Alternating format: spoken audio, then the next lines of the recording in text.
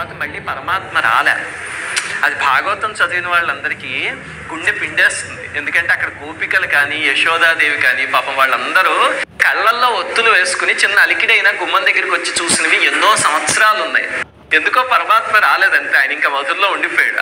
అయితే ఒకసారి ఏమైందంటే గ్రహణం రోజు రథాల్లో స్వామి, బలరాముడు, సుభద్రాదేవి వాళ్ళందరూ కలిసి గ్రహణ స్నానం చేయడానికి ఆ ప్రాంతానికి వచ్చారు. దానినే ప్రతి సంవత్సరం ఇక్కడ రథయాత్ర కింద చేస్తారు. అంటే వీళ్ళ మనస్సులో ఏమిటంటే ఇదేమో బృందావనం, ఆ స్వామి గుడేమో ద్వారక మునిగిపోయిన తర్వాత స్వామి ఇక్కడికి పూరికి వచ్చేసాడుగా, అందుకని అది ద్వారక, ఇదేమో బృందావనం గుండీచ.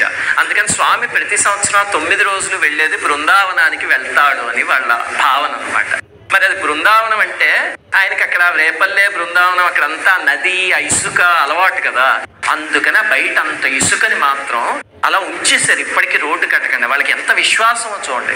ప్రతి సంవత్సరం స్వామి అక్కడికి తన పుట్టింటికి వచ్చి 9 రోజులు అన్నయ్యతోనూ చెల్లెలతోనూ గడిపేసి మళ్ళీ వెనక్కి తన ఆలయానికి వెళ్ళిపోతాడు, భార్య దగ్గరికి. అదే ఆ రథోత్సవం అనమాట. చాలా విచిత్రంగా. ఇప్పుడు ఆ రథోత్సవం గురించి చెప్పుకుందాం. ఎందుకంటే పూరి వచ్చాక పూరి ఆలయం మహాప్రసాదం ఎంత ముఖ్యమో రథయాత్ర అనేది అంత ముఖ్యం. రథయాత్ర ఆషాఢ శుక్ల ద్వితీయ నాడు జరుగుతుంది ప్రతి సంవత్సరం. గుర్తుపెట్టుకోండి ఇవన్నీ.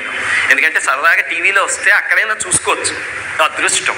అయితే దానికి ముందు ఒక ప్రక్రియ జరిగి అప్పుడు రథయాత్ర మొదలవుతుంది. ఈ ప్రక్రియ కూడా ఎక్కడా ఉండదు. దాన్ని ఏమంటారంటే స్నానయాత్ర అని పిలుస్తారు. వినుంటారు మీలో కొంతమంది. అది ఎప్పుడు జరుగుతుందంటే జ్యేష్ఠ పూర్ణిమ రోజు జరుగుతుంది. ఆ రోజు ఏం చేస్తారు, గర్భాలయంలోంచి 3 పెద్ద మూర్తుల్ని తీసుకువచ్చేసి బయటకి ఆనంద్ బజార్ ఉంది. మీరు ఆనంద్ బజార్లో భోజనం చేస్తే కనుక చేతులు కడుక్కోవడానికి ఒక ప్రదేశానికి వెళ్తారు. గుర్తుపెట్టుకోండి, ఆ ప్రదేశం పక్కన ఎడం చేతి పక్క చూస్తే కొన్ని మెట్లు ఉంటాయి. తప్పకుండా ఆనంద్ బజార్ వెళ్తే ఆ మెట్లు పైకి ఎక్కండి. దాన్ని స్నానవేది అని పిలుస్తారు. ఆ స్నానవేది మీద 3 చిన్న వేదికల్లా ఉంటాయి. ఒక చోట పరమాత్మని, ఒక చోట సుభద్రాదేవిని, ఒక చోట బలభద్రుణ్ణి, ఒక చోట సుదర్శనుణ్ణి తీసుకొచ్చి పెడతారు అక్కడ ప్రతి సంవత్సరం. అసలు ఆ వేదికలు ముట్టుకుంటేనే, అంటే స్వామి మూల విరాట్ వచ్చి అక్కడ కూర్చుంది అంటే ఎంత పవిత్రం ఆలోచించండి. అందుకని ఆనంద్ బజార్కి వెళ్ళి భోజనం చేస్తే కనుక చేయి కడుక్కోగానే పక్కనే ఉన్న స్నానవేది పైకి వెళ్ళండి. అక్కడ మెట్ల మీద కొంతమంది కూర్చుని ఉంటారు. ఆ 3 వేదికలకి నమస్కారం చేసుకురండి. అప్పుడు స్వామిని తీసుకొచ్చి జ్యేష్ఠ పూర్ణిమ రోజు అక్కడ తీసుకొచ్చి పెట్టి ఆయనకి 108 కలశాలతో స్నానం చేయిస్తారు, చల్లటి నీటితో. ఆ కలశాలు ఎక్కడి నుంచి వస్తాయా నీళ్ళంటే, నిన్న మీకు శీతలాదేవి అని లోపల ఒక అమ్మవారి గురించి చెప్పి, ఆ అమ్మవారి ముందు ఒక బండ కింద సోనా పువ్వు అని ఉంది, దాంట్లో ఇప్పటికీ 3 బంగారపు వరలు ఉన్నాయి అని చెప్పాను కదా, అందులోంచి తీసుకొస్తారు. అది ఎంత విచిత్రమైన ప్రదేశం అంటే మీకు చెప్పా, పట్టపగలు ఎంత ఎండ ఉన్నా సరే శీతలాదేవి దగ్గరికి వెళ్ళండి, ఎయిర్ కండిషన్ లోకి వెళ్ళినట్టు ఉంటుంది. అలాగే రాత్రి విచిత్రం ఏమిటి అంటే, అక్కడికి వెళ్ళండి, వెళ్ళి జస్ట్ ఆ గ్రిల్లోంచి ఇలా తొంగి చూడండి, భయం వేసేస్తుంది అంతే. ఇంక ఏ ఆలయం దగ్గర వేది, ఒక్క ఆలయం దగ్గర భయం వేస్తుంది. శీతలాదేవి కాపలా అనమాట. దాంతో వెంటనే 2 నిమిషాల్లో గాబరా వచ్చేసి, బాబా ఇక్కడ వద్దురా బాబు, పదండి ముందుకు వెళ్ళిపోదాం అని చెప్పి వెళ్ళిపోతారు. ఆ ఆలయానికి అలాంటి శక్తి ఉంది. పొద్దున్న ఒక రకంగా ఉంటుంది, రాత్రి ఒక రకంగా ఉంటుంది. చిన్న శీతలాదేవి ఆలయం, కుదిరితే చూడండి రోజు.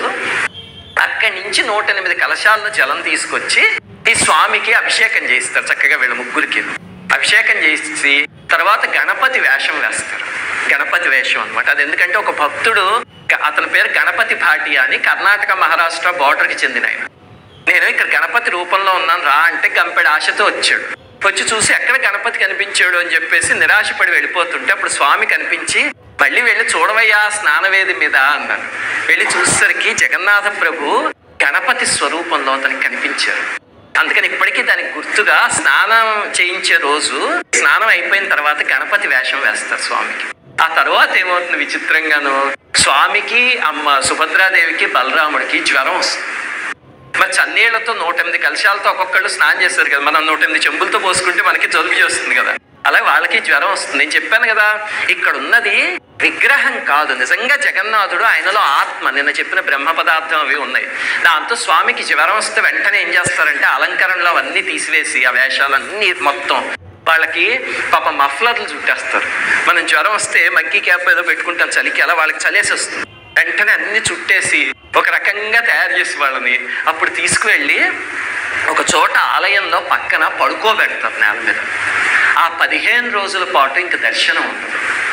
పూరిలో మీరు కానీ జ్యేష్ఠ పూర్ణిమ రోజు వస్తే మూల విరాట్ను చూడొచ్చు. ఆ తర్వాత 15 రోజుల పాటు చూస్తే మీరు పూరీ క్షేత్రం మొత్తం ఖాళీగా ఉంటుంది, ఒక్క పురుగు కూడా ఉండదు అక్కడ. ఏమి